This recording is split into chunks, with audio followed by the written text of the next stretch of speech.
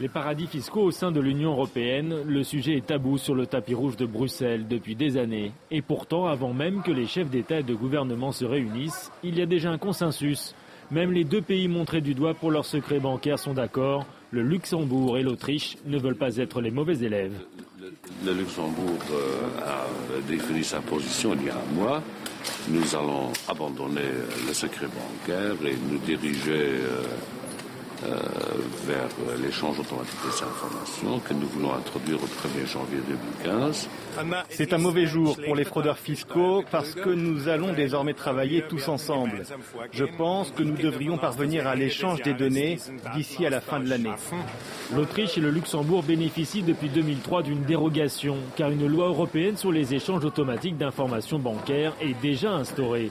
Mais en ces temps de crise et de déficit public, tous les autres pays européens, y compris la Grande-Bretagne, estiment qu'il est temps de mettre la pression pour lutter contre l'évasion fiscale.